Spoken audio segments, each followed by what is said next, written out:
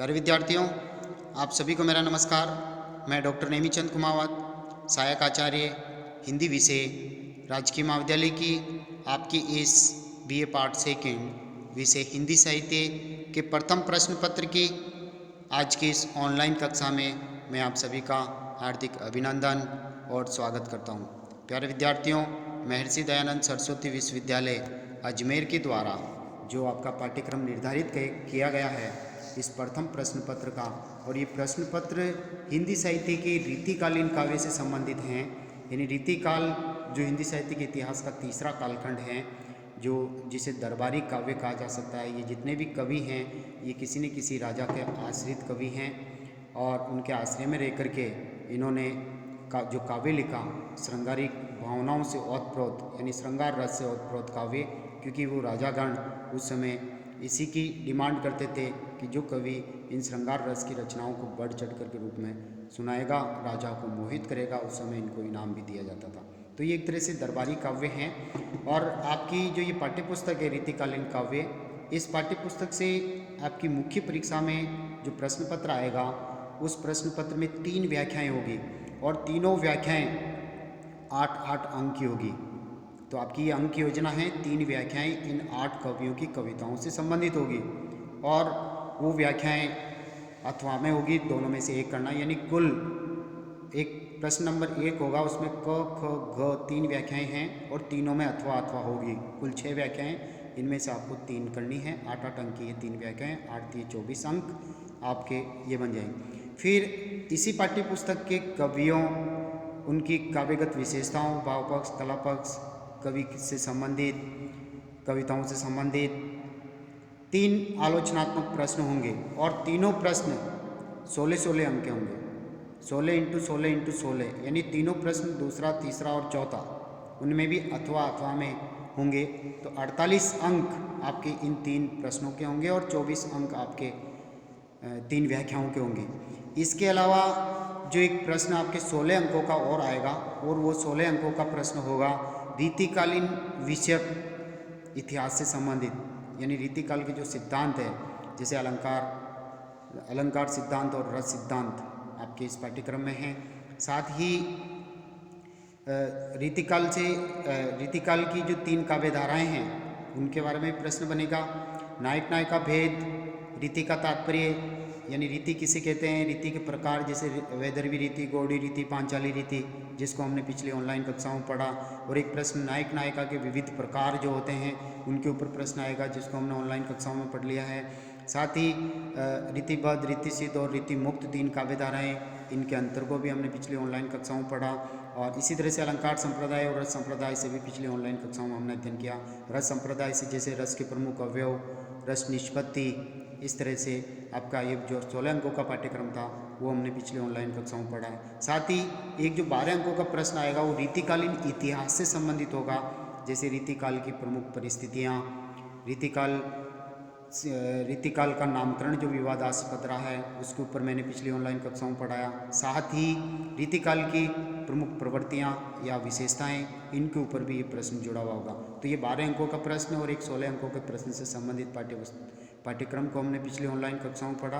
और ये जो आपकी पाठ्यपुस्तक है रीतिकालीन काव्य या रीतिकालीन काव्य संग्रह के नाम से, जिसमें 8 कवियों की कविताएँ हैं, जिसमें हमने पिछली ऑनलाइन कक्षाओं में केशवदास प्रथम कवि के रूप में, दूसरे कवि के रूप में बिहारी, तीसरे कवि के रूप में हम गणानंद को पढ़ रहे हैं। 2 को पहले पढ़ चुके हैं और तीसरे गणानंद को हम पढ़ रहे हैं। और अभी हाल ही की जो 3 ऑनलाइन कक्षाएं हुई थी वो गणानंद पे हम अध्ययन कर रहे हैं। तो उसी क्रम को जारी रखते हुए आज हम गणानंद जी के 7वें और 8वें पद का हम अध्ययन करने जा रहे हैं। प्यारे विद्यार्थियों, बार बार हर वीडियो के रूप में हमने आरंभ में ही हम आपके पाठ्यक्रम पर विस्तार से चर्चा करते आ रहे हैं, ताकि आपको अंक योजना और ये पाठ्यक्रम आपको पूरी तरह से याद हो जाए। आइए हम शुरू करते हैं 7वां पद। भय अति निष्ठुर मिटाई पहचानी डारी, अर्थात एक नायिका की पीड़ा का चित्रण है यहाँ पर। हे प्रीतम, आप तो बड़े निर्दयी हैं, बड़े निष्ठुर हैं, आप मेरे ऊपर दया नहीं करते हैं। आपने तो मेरे से प्रेम करके और उसके बाद में बिछुड़ने पर वो सारी की सारी जान पहचान ही मिटा डाली। मुझे भुला ही दिया आपने, और वो भुलाने का जो दुख है, पहले तो आपने प्रेम किया, मुझे अपनाया, और अब आपने मुझे भुला दिया। बस इसी दुख के कारण एक ही रट लगी है हाय हाय की कि आपने जरा भी मेरी सुध क्यों नहीं ली, आपने मेरी थोड़ी सी भी परवाह क्यों नहीं की, क्या आप मुझसे प्रेम नहीं करते। अर्थात नायिका की पीड़ा ये है कि प्रियतम ने मेरे से पहले से प्रेम करके मुझे प्रेम जाल में फंसाया और अब बिछुड़ने पर इस वियोग के क्षणों में वो मुझे याद नहीं करते और जान पहचान तक मिटा डाली है। तो ये एक तरह से नायिका को कष्ट है, इसलिए वो अत्यधिक दुख भोग रही हैं। अगली पंक्ति हैं, तुम तो निपट निर्दयी। हे प्रियतम, आप तो वास्तव में पूरी तरह से बिल्कुल निर्दयी ही है, आपको बिल्कुल जरा सी भी मेरे ऊपर दया नहीं आती।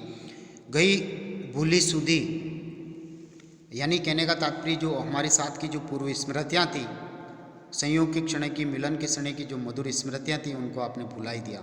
सुधी यानी स्मृतियाँ, भूली यानी भुला दिया है। हमें सूल सेलनी सो क्यों हूँ न भुलाए है, अर्थात आप मुझे कैसे भूल सकते हैं, क्यों हूँ न भुलाए, अर्थात क्यों भूल गए आप मुझे। बस ये जो आपकी जो भूलने की जो आदत है, एक तरह से आपने मुझसे प्रेम जाल में फंसाया और अब आप मुझे भुला चुके हैं। बस उसको भुलाने की एक तरह से जो मुझे पीड़ा लगी, जो कष्ट हो रहा है, जो आपकी भुलाने की जो मुझे आदत, जो एक तरह से आप निर्दयी बन गए, बस वो पीड़ा इस तरह से है कि जैसे मेरे शरीर में कांटे चुभ रहे हों। सूल, कांटे, सूल से यानी कांटे चुभने से जो कसक और पीड़ा होती है, वही कसक है कि प्रियतम ने मुझसे प्रेम करके मुझे क्यों भुला दिया, मुझे क्यों अपने मन से निकाल दिया। बस यही पीड़ा है कि वो कैसे मुझे भुला सकते हैं। मीठे मीठे बोल बोली ठगी पहले तो तब, यानी संयोग के क्षणों में जब प्रथम मिलन हुआ था, उसके बाद प्रेम आगे बढ़ा और मधुर मधुर हमने बातें की, तो आपने मीठी मीठी बातें बोल करके पहले तो मुझे अपने प्रेम जाल में फंसाया, मुझे ठगा, मेरे मन को वश में किया और अब जिए जा रहा, अर्थात अब आप मिलते ही नहीं हो, आपने मुझे भुला ही दिया है। कभी कोई मिलन नहीं, कभी कोई स्मृति नहीं, कभी कोई आपके मिलन का, आगमन का कोई संदेश नहीं, इसलिए आप मेरे हृदय को जला रहे हो। कहो तो कौन न्यायी है, अर्थात ये कहाँ का न्याय है इस प्रकृति में कि पहले तो आपने मुझे अपनाया, मेरे से प्रेम किया और अब पहले मीठे मीठे बोल करके प्रेम किया, प्रेम जाल में उलझाया और अब आपने मुझे पूरी तरह से भुला दिया। अर्थात ये तो आपका छल कपटीपूर्ण व्यवहार है, आप निर्दयी निष्ठुर हो गए हो। सुनी है कि नहीं, इसलिए नायिका कहती है कि हे प्रीतम, आपने ये कहावत जो जगत में प्रचलित है संसार में, ये आपने सुनी है कि नहीं, नहीं सुनी है तो मैं सुना देती हूँ। ये प्रकट कहावती जू, अर्थात संसार में ये प्रचलित कहावत के बारे में सुना होगा। काहू कल्पाई है, यदि कोई व्यक्ति किसी को कल्पाता है, परेशान करता है, तड़पाता है, कष्ट देता है, तो वह स्वयं भी चैन सुख से नहीं रह सकता। सुख कैसे कल पाए, कल यानी शांति, पायन प्राप्त करेगा। अर्थात हर मनुष्य को अपने अपने कर्मों का फल मिलता ही है। जो दूसरों को कष्ट देखा है उसको भी कष्ट भोगना पड़ता है, जो दूसरों को सुख पहुंचाता है उसको फिर सुख प्राप्त होता है। तो संसार में इस प्रचलित कहावत के बारे में कहा है कि प्रेम में ये कौन सा न्याय है कि पहले तो तुमने प्रेम किया और अब भुला दिया, तो तुम अब मुझे क्यों कष्ट दे रहे हो, ये वियोग वेदना की पीड़ा क्यों दे रहे हो, आप मिलते क्यों नहीं। ऐसा लगता है कि आपने मुझे भुला दिया, पहले प्रेम किया, छल कपट के साथ मुझे उलझाया और अब एक तरह से आप मिलते ही नहीं, आप मुझे तड़पाते हैं, तो स्वयं भी सुख शांति चैन से नहीं रह पाओगे, आप भी मेरे प्रेम में फिर तड़पोगे, इसी तरह का कष्ट तुम्हें भी मिलेगा।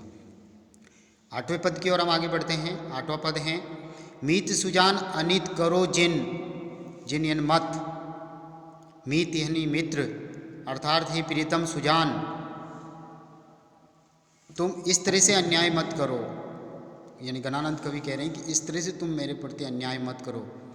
हाहा ने हुजे हाहा, मैं सौगंध खाती हूँ, यानी नायिका कह रही है गणानंद से, अपने प्रियतम से, कि इस तरह से हे ज्ञानी प्रियतम, हे चतुर प्रियतम, आप इस तरह से मेरे प्रति अन्याय मत करो। मैं सौगंध खाती हूँ, मेरा अनन्य प्रेम है, किसी और से प्रेम नहीं है। मोही अमोही, मोही पहले मुझे आपने मोहित किया, मेरे से प्रेम किया, अब आप निर्मोही, निर्दयी और निष्ठुर हो गए हैं, अब आप मेरे प्रति प्रेम नहीं करते हैं, निर्मोही बना दिया है। तो इस तरह से मुझे निर्मोही मत रखो, अपने आकर्षण से दूर मत रखो। पहले तो अपने आकर्षण से प्रति मुझे खींचा और अब आकर्षण से रहित कर दिया है। दीठी को और कहूँ नहीं ठोर, दीठी नज़र, और कहूँ नहीं ठोर, ठोर यानी ठिकाना, जगह, अर्थात मेरे इन नेत्रों में हे प्रियतम तुम्हारा ही प्रेम बसा हुआ है, हे प्रिया तुम्हारा ही प्रेम बसा हुआ है। तो यह नायक और नायिका दोनों के अर्थ लिए जा सकते हैं, कोई भूमिका नहीं है इनमें, ये मुक्तक पद हैं इसमें कोई एक तरह से कृष्ण और राधा का अर्थ भी लिया जा सकता है, एक नायक और नायिका का अर्थ भी इसमें लिया जा सकता है। साथ ही सुजान और घनानंद दोनों प्रेमी प्रेमिकाओं का रूप भी इसमें है। तो एक तरह से हो सकता है सुजान कह रही हो और हो सकता है यहाँ पर घनानंद सुजान से कह रहे हो, क्योंकि यहाँ पर कहीं भी कोई भूमिका नहीं है, कोई प्रसंग इनमें बांधा हुआ नहीं है। तो अब एक तरह से नायिका कह रही है कि हे प्रियतम, आप इस तरह से अन्याय मत कीजिए मेरे ऊपर, कि पहले आपने मुझे अपनाया और अब आपने निर्मोही कर दिया, निर्दयी आप और निष्ठुर व्यवहार आप मेरे प्रति कर रहे हैं। मेरी इन नेत्रों में केवल आप ही का रूप सौंदर्य बसा हुआ है। हे प्रियतम, आप मेरे ऊपर कृपा दृष्टि कीजिए। दीठी को और कहूँ नहीं ठोर, अर्थात मेरे इन नेत्रों में और किसी का रूप नहीं बसा हुआ है। हे प्रियतम, केवल आप ही की छवि बसी हुई है, बस केवल आप ही से अनन्य और एकनिष्ठ प्रेम किया है। फिर दृग रावरे रूपी को दोही, अर्थात कहना का तात्पर्य मैं दुहाई देती हूँ, दृग नेत्र, रावरेयन आपके रूप यानी सौंदर्य, केवल मेरे इन नेत्रों में आप ही का सौंदर्य बसा हुआ है। इन नेत्रों ने केवल आप ही से प्रेम किया है, आप ही के प्रति अनन्य आकर्षण इन नेत्रों में है। यानी कहने का तात्पर्य मैं आप ही से प्रेम करती हूँ, मेरे आपके सिवाय मेरे जीवन में, मेरे हृदय में और किसी को कोई स्थान नहीं है। आप ही इस तरह से मेरे से प्रेम नहीं करेंगे तो ये मेरे नेत्र जिसमें आपकी छवि बसी हुई है, तो फिर इनका जीना हराम हो गया। ये किसको देखेंगे और बस केवल तरस रहे हैं आपके दर्शन पाने के लिए। एक विश्वास की टेक गए, बस केवल प्रेम जो होता है वो विश्वास के धागे पर, विश्वास की डोर पर चलता है। तो कहने का तात्पर्य एक विश्वास का सहारा है और उसी से प्रेम घनीभूत होता है। अत्यंत गहरा संबंध प्रेम विश्वास पे चलता है और उसमें विश्वासघात होने पर फिर प्रेम में जो है गांठें बन जाती है, उनमें रुकावटें और व्यवधान उत्पन्न हो जाता है। तो टेक गहे लगी आस रहे, बसी प्राण बटोई, बस केवल एक ही विश्वास को मैंने पकड़ रखा है कि मैंने आपसे प्रेम किया है, बस केवल एक ही विश्वास पर, बस यही आशा है कि आप ही में मेरे प्राण बसे हुए हैं और इसी तरह से ये बसे रहेंगे। यानी मेरे प्राण आप ही के पास हैं और आपके प्राण मेरे इन प्राणों में बसे हुए हैं। तो दोनों प्रेमियों ने किया एक दूसरे के प्रति घनिष्ठ प्रेम। तो नायिका अपने प्रियतम के प्रति अनन्य और एकनिष्ठ प्रेम यहाँ प्रदर्शित कर रही है। तो आश्रय बसी, बसियन बसे हुए प्राण, प्राण बटोई, बटोयन पथिक, अर्थात ही प्रियतम, बस केवल आप ही के प्रेम, आप ही के प्राण मेरे इस हृदय में बसे हुए हैं। यानी मेरा एकनिष्ठ और घनिष्ठ प्रेम केवल आप ही के प्रति है। हो घन आनंद जीवन मूल दई, कित प्यासनी मारत मोही, अर्थात वो प्रेयसी कह रही है कि हे घना आनंद देने वाले, हे प्रेम, हे रति रस प्रेम रस देने वाले प्रियतम, बस केवल आप ही मेरे लिए जीवन जीने का मूल आधार हैं।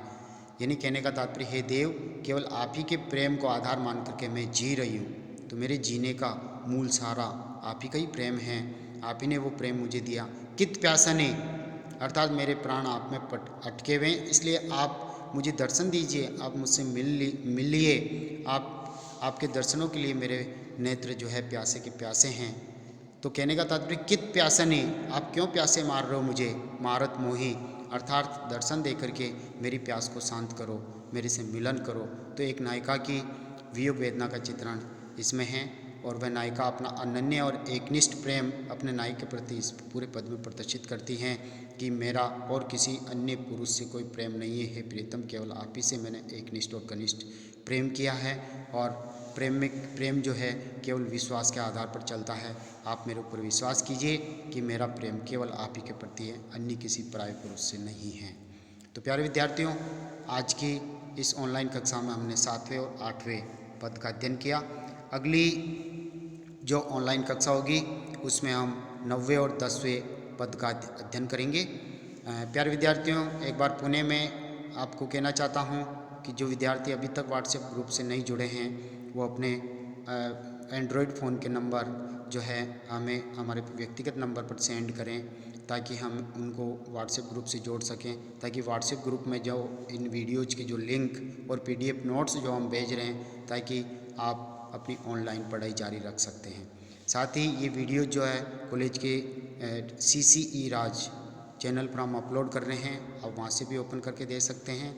और ये वीडियो जो हैं प्रत्येक कक्षा और विषय के अनुरूप हमने प्लेलिस्ट तैयार कर रखी है।